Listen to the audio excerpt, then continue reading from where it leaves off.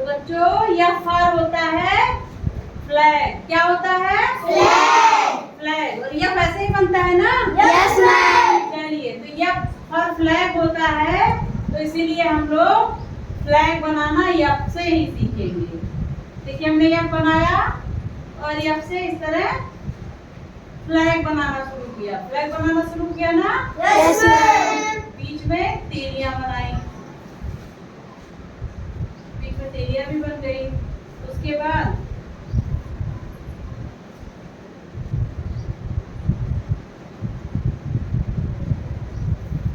ये देखिए झंडा रोड के लिए स्थान भी बन गया।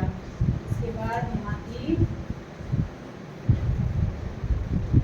ये भी बन गया।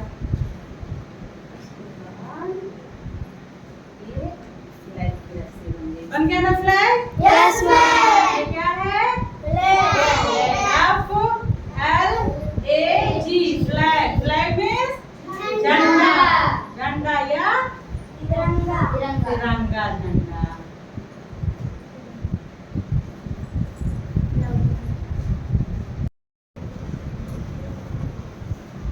लेकिन ये फ्लैग मीन्स क्या होता है? झंडा। झंडा ही होता है, क्योंकि अपना झंडा 3 रंग का है। कौन कौन सा है? चाक के कलर थोड़े हल्के होते हैं ना, तो ये हल्का है, लेकिन मैंने ऑरेंज यहाँ कर दिया।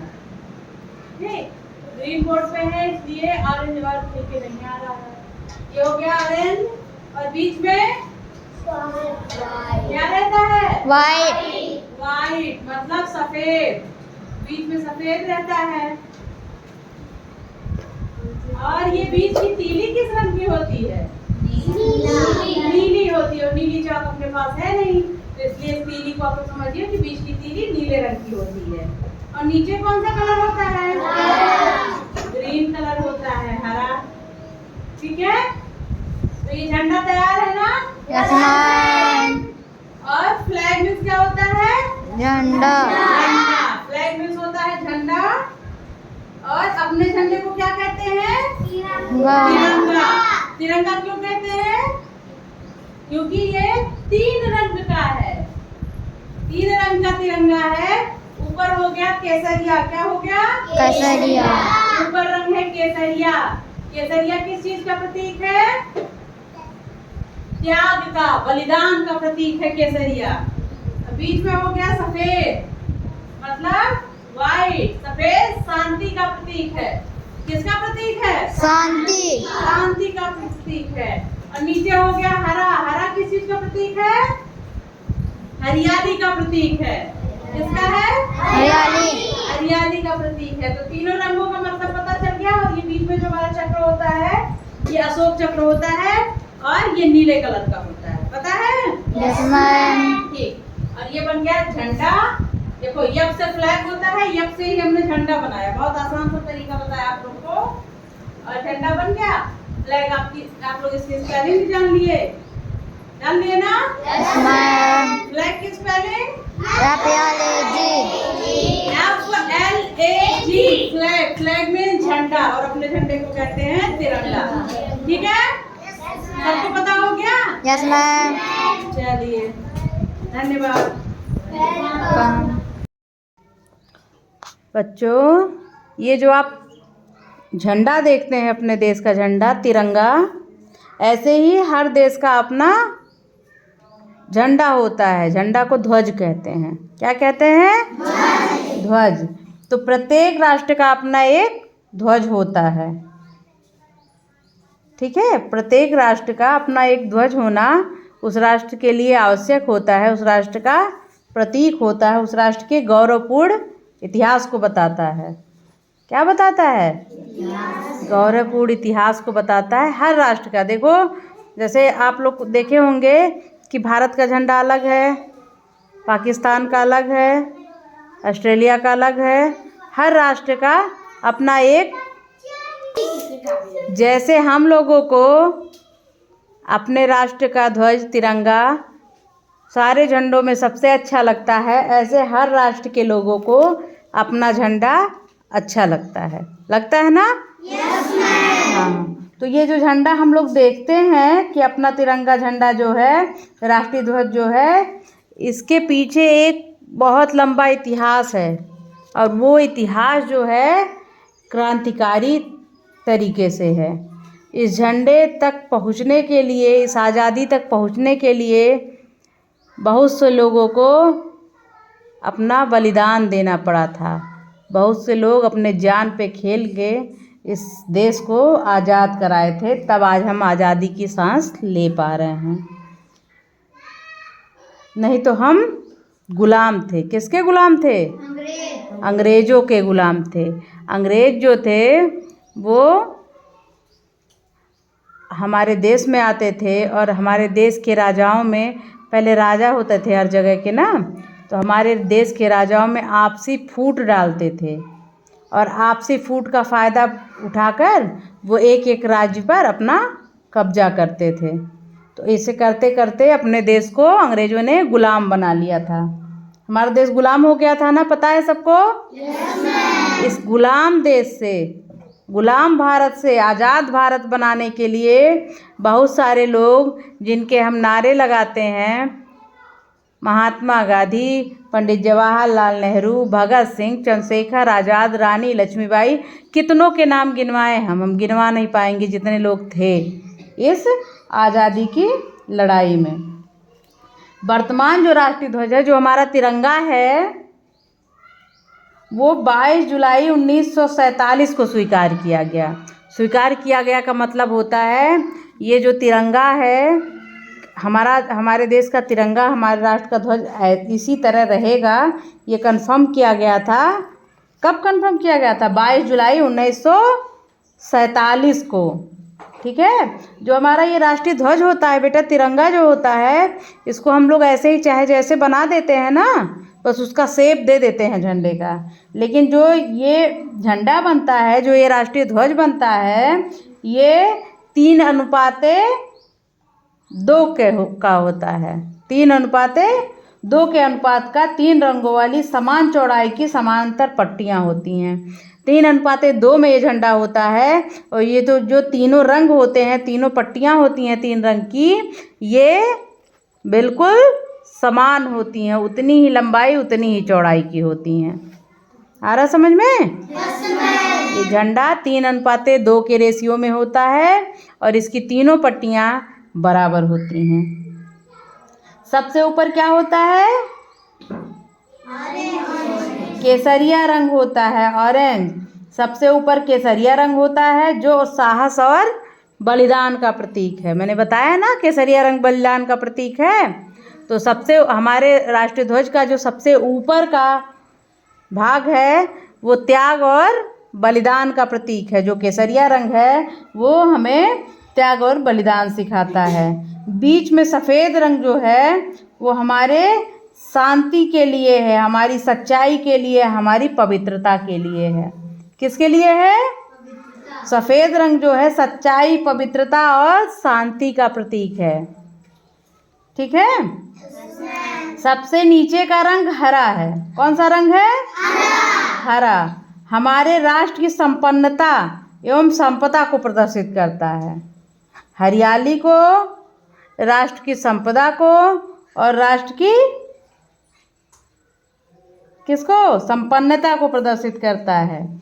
सफ़ेद पट्टी के मध्य नीले रंग का चक्र है, सबको पता है ना? बीचों बीच एक नीले रंग का चक्र बना है, जिसे कहते हैं अशोक चक्र। ये अशोक चक्र जो है, ये देश की निरंतर प्रगति का प्रतीक है कि हमारा देश इसी चक्र की तरह हमेशा प्रगति करता रहेगा, हमेशा प्रगति करना मतलब आगे बढ़ता रहे। ठीक है। ये नीले रंग का जो चक्र है, इसे अशोक चक्र कहते हैं। क्या कहते हैं? अशोक चक्र कहते हैं। इसमें 24 तीलियां होती हैं। कितनी तीलियां होती है? 24 तीलियां होती हैं। और ये चक्र जो है वो हमारे धर्म और देश की निरंतर प्रगति का प्रतीक है। किस चीज़ का प्रतीक है? प्रगति का प्रतीक है। बच्चों, ये आप लोग के सामने क्या है? तिरंगा। झंडा है। अपने देश का राष्ट्रीय ध्वज है। क्या है? ध्वज है, ध्वज। राष्ट्रीय ध्वज। इसको क्या कहते हैं? तिरंगा। तिरंगा कहते हैं। तो ये जो राष्ट्रीय ध्वज तिरंगा है, ये ऐसे ही किसी कपड़े में नहीं बना दिया जाता है। ये बनाया जाता है 3:2 के रेशियो में। ठीक है। और ये जो तीनों पट्टियां होती हैं इनकी, केसरिया, बेटा, केसरिया, सफेद और हरा, ये तीनों एक समांतर लाइन में होती है, मतलब एक बराबर होती हैं। और ये बीच में जो चक्र होता है, इस चक्र को क्या कहते हैं? अशोक चक्र कहते हैं। क्या कहते हैं बेटा? अशोक चक्र कहते हैं। इसमें तीलियां होती हैं। देखिए तीलियां दिख रही है ना? ये नीले रंग का होता है, ये डार्क नीला है। ठीक है, ये नीले रंग का होता है और इसमें 24 तीलियां होती हैं। कितनी तीलियां होती हैं? 24 तीलियां होती हैं। अभी जो हमारा केसरिया रंग होता है, ये त्याग का, बलिदान का प्रतीक होता है। किसका? बलिदान। त्याग का और बलिदान का प्रतीक होता है। उसके नीचे क्या है? सफेद। बीचों बीच ये सफेद रंग है। सफेद रंग किसका प्रतीक है? हमारी सच्चाई का, हमारी पवित्रता का और हम शांति का। किसका प्रतीक है? शांति। सच्चाई का, पवित्रता का और शांति का प्रतीक है। और नीचे है हरा रंग। ये किसका प्रतीक है? हरियाली का प्रतीक है। हमारे राष्ट्र की संपन्नता का प्रतीक है, हमारे राष्ट्रीय संपदा का प्रतीक है। ठीक है। तो तीनों रंगों को मैंने बताया ना? केसरिया रंग त्याग और बलिदान का प्रतीक, सफेद रंग किसका प्रतीक है? सच्चाई। सच्चाई का, पवित्रता का और शांति का। और हरा रंग हरियाली का, हरियाली का, राष्ट्र की संपन्नता का और राष्ट्रीय संपदा का प्रतीक है। बीच में अशोक चक्र है। अशोक चक्र में 24 तीलियां होती हैं। और ये चक्र जो है, ये हमारे धर्म का प्रतीक है और राष्ट्र की निरंतर प्रगति का प्रतीक है। किसका प्रतीक है? धर्म का प्रतीक है और राष्ट्र की निरंतर प्रगति का प्रतीक है। ये हो गया पूरा झंडा, हमारा राष्ट्रीय ध्वज। ये 3:2 के रेशियो में रहता है। ठीक है, समझ में आ गया बेटा? Yes ma'am. चलिए, थैंक यू, वेलकम। हाँ भाई, झंडा तो फहर रहा है सबका। सब लोगों ने अपने बनाया है? अभी इधर कुछ लोग बना रहे हैं। आज मौसम भी नहीं साथ दे रहा है, बारिश का मौसम है, बादल घेरे हुए हैं, तो उजाला नहीं आ पा रहा सही से और लाइट भी नहीं साथ दे रही है। लेकिन फिर भी हम लोग अपना कर्तव्य जो है, हम अपना काम जो है उसको करते रहेंगे। ये देखिए झंडे फहर रहे हैं। तो ये जो झंडा जो आप लोग फहरा रहे हैं, इसको फहराया कैसे जाता है और इसके सम्मान में हमें क्या क्या करना होता है, मैं बताती हूँ आप लोगों को। ठीक है, आप लोग ध्यान से सुनिएगा। ये सारी चीज़ें बहुत कम ही लोग बताएंगे और ये जानना ज़रूरी होता है। जब अपने झंडे, अपने ध्वज के बारे में नहीं जानेंगे तो हम लोग क्या जानेंगे? नहीं जान पाएंगे ना कुछ। चलिए, राष्ट्रीय ध्वज जो हमारा तिरंगा है, वो 15 अगस्त, 26 जनवरी, 2 अक्टूबर तथा अन्य राष्ट्रीय पर्वों या सरकार द्वारा घोषित अवसर पर ही फहराया जाता है। हम लोग को पता है, हम लोग के स्कूल में 15 अगस्त को, 26 जनवरी को और 2 अक्टूबर को फहराया जाता है ना।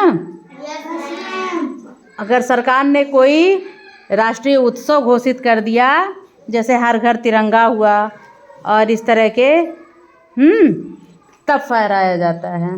और देखिए, एक ही स्थान पर कई राष्ट्रों के झंडे फहराते समय सभी झंडे बराबर ऊंचाई पर होने चाहिए। ये अंतर्राष्ट्रीय मुद्दा है बेटा। जैसे एक जगह आप लोग अपना तिरंगा बहुत देर तक ना फहराएं, हाथ दर्द करेगा। मैं आपको बताती हूँ, अगर एक ही जगह, ध्यान से सुनिएगा, कई देश के लोग हैं, कोई ऐसा कार्य हो रहा है जहाँ कई देश के लोग एक साथ हैं और सबको बुलाया गया है, वहाँ जो झंडे फहराए जाएंगे वो सभी के झंडे, सभी देश के झंडे एक समान ऊंचाई पर होंगे। ऐसा नहीं है किसी के देश का झंडा ज़्यादा ऊंचा कर दिया जाए, किसी का छोटा कर दिया जाए। सभी देश के झंडे समान ऊंचाई पर होंगे। समान ऊंचाई मतलब एक बराबर होंगे। ठीक है? समझ में आ रहा है? और बताती हूँ आप लोग को। राष्ट्रीय ध्वज जो हमारा है, हमारे देश का जो झंडा है, उसको जमीन से नहीं छूने देना चाहिए। मतलब जमीन पर गिरा नहीं होना चाहिए। इसीलिए कहा जाता है कि झंडा फहराइए, झंडा ले आइए, लेकिन उसको इधर उधर फेंकिए मत। ठीक है? राष्ट्रीय झंडे के रंग पक्के होने चाहिए। कैसे होने चाहिए? पक्के होने चाहिए। रंग हल्का हो जाने या झंडा फट जाने पर तुरंत बदल देना चाहिए। मतलब फटा हुआ झंडा नहीं फहराया जाता है। फटा झंडा फहराया जाता है? नहीं फहराया जाता है। राष्ट्रीय झंडे को फहराते समय तुरंत सैल्यूट करना चाहिए। सैल्यूट मतलब सलामी देना चाहिए। देखिए, अपने स्कूलों में जब झंडारोहण होता है, झंडा फहराया जाता है, तब जैसे ही झंडा फहरता है उसके तत्काल बाद उसको सलामी दी जाती है ना। तो झंडा जैसे ही फहराया जाए, फहरते हुए झंडे को तत्काल सैल्यूट करना चाहिए, परंतु उतारते समय सैल्यूट नहीं करना चाहिए। जब झंडे को उतारा जाए तब झंडे को सैल्यूट नहीं किया जाता है, तब झंडे को सलामी नहीं दी जाती है। तब क्या किया जाता है जब सलामी नहीं दी जाती है? सावधान खड़े रहा जाता है। क्या रहा जाता है? सावधान खड़े रहा जाता है। जब झंडा फहराया जाता है तब उसको सलामी दी जाती है, और झंडा जब उतारा जाता है तब सलामी नहीं दी जाती है, अपितु सावधान खड़े रहा जाता है। राष्ट्रीय झंडा लेकर किसी को अभिवादन करना अथवा सिर झुकाना या झंडे को झुकाना वर्जित है। वर्जित है मतलब मना है। अगर आपके हाथ में झंडा है, राष्ट्रीय ध्वज है आपका, तो आप किसी का अभिवादन कर रहे हैं, मतलब किसी को प्रणाम कर रहे हैं या किसी का सम्मान कर रहे हैं, किसी के आगे सिर झुका रहे हैं, तो झंडे को झुकाना वर्जित है। आप अगर किसी को प्रणाम भी कर रहे हैं, झंडा लिए हैं, या किसी का अभिवादन कर रहे हैं, तो भी आपका झंडा एकदम स्ट्रेट खड़ा ही रहेगा, झंडा नहीं झुकेगा। झंडे को झुकाया नहीं जाता है। बेटा, जो मैं बता रही हूँ आप लोग समझ पा रहे हो? अन्य झंडों के साथ फहराते समय राष्ट्रीय झंडा अन्य झंडों के दाईं ओर उनसे ऊंचा होना चाहिए और सर्वप्रथम राष्ट्रीय झंडे को ही फहराना चाहिए। जैसे जिसके देश में है, जैसे अपने देश में हो रहा है कोई राष्ट्रीय कार्य, तो सर्वप्रथम अपना झंडा फहराया जाएगा, फिर दूसरे का झंडा फहरेगा। ठीक है? समझो बेटा बात को, ये बहुत बहुत इम्पॉर्टेंट चीज़ है। और सुनिए, राष्ट्रीय झंडे को पर्दे, थैले, पोशाक, विज्ञापन अथवा किसी अन्य सजावट में प्रयोग नहीं करना चाहिए। ठीक है? झंडे को प्रातः से लेकर सूर्यास्त तक ही फहराना चाहिए। देखिए, झंडा जब हम लोग फहराते हैं, उसके बाद 4-5 बजे के बाद शाम को झंडा उतार दिया जाता है, हमेशा नहीं फहरता रहता है। ठीक? झंडे को किसी मोटर या अन्य सवारी आदि पर नहीं लगाना चाहिए, जो शुद्ध नियम है। अभी आप लोग देखते होंगे कि लोग अपनी बाइक में, कार में, हर जगह झंडा लगाए घूमते हैं ना। नहीं लगाना चाहिए ये झंडा। केवल कुछ सरकारी अधिकारी ही इसे अपनी कार के रेडिएटर पर लगा सकते हैं। कुछ लोग इसके लिए वैलिड करार दिए गए हैं। कुछ सरकारी अधिकारी ऐसे हैं जो अपने झंडे को अपने गाड़ी के, अपने मोटर के रेडिएटर पे लगा सकते हैं। सबको नहीं लगाना चाहिए। सरकारी भवनों पर राष्ट्रीय ध्वज प्रतिदिन फहराया जाता है। जो सरकारी ध्वज हैं उनके भवन, मतलब जो सरकारी भवन हैं, वहाँ पे ध्वज रोज़ फहराया जाता है। अब आता है राष्ट्रीय ध्वज फहराया कब नहीं जाता है, कब उसे झुकाया जाता है, ये भी बात तो होती है। तो देखिए, राष्ट्रीय शोक के समय, राष्ट्रीय शोक क्या होता है? जब कोई इस तरह, जैसे पुलवामा का हमला हुआ था, बहुत सारे जवान एक साथ शहीद हो गए थे, तो उस समय राष्ट्रीय शोक था। अभी कोई राष्ट्र का मतलब जो उच्च पदों पर आसीन है, जैसे प्रधानमंत्री, ये लोग हैं, इन लोग के मतलब क्या बताऊँ को, ऐसे कुछ लोग जो राष्ट्र के लिए रखे गए हैं, उनके निधन पे या उनके कुछ शोक कार्यक्रम पे ही झंडे को राष्ट्रीय शोक मनाया जाता है। राष्ट्रीय शोक के समय शुरू में राष्ट्रीय झंडे को पहले ऊपर ऊंचाई पर पहुंचाया जाता है। जो डंडा लगाया जाता है झंडा फहराने के लिए, उसकी ऊंचाई पर पहले झंडे को पहुंचाया जाता है। फिर दंड के थोड़ा नीचे लाकर उस झंडा जो होता है, जिसमें झंडे को फहराने वाला जो दंड है, डंडा है, उसमें झंडे को पहले ऊपर तक ले जाया जाता है एकदम। फिर झंडे को थोड़ा नीचे लाया जाता है, हाफ मास्ट मतलब थोड़ा सा नीचे लाकर तब फहराया जाता, मतलब ऊपर से झंडा को झुका लिया गया थोड़ा सा नीचे। झंडा फहराते समय केसरिया रंग सबसे ऊपर होना चाहिए, सबको पता है। झंडे को फहराया जाता है तो उसमें केसरिया रंग सबसे ऊपर रहता है। जब झंडे को पोल में लगाकर ले जाया जा रहा हो तो पोल दाएं कंधे पर थोड़ा सा पीछे की ओर तथा झंडा लिपटा हुआ होना चाहिए। बहुत सारे नियम हैं।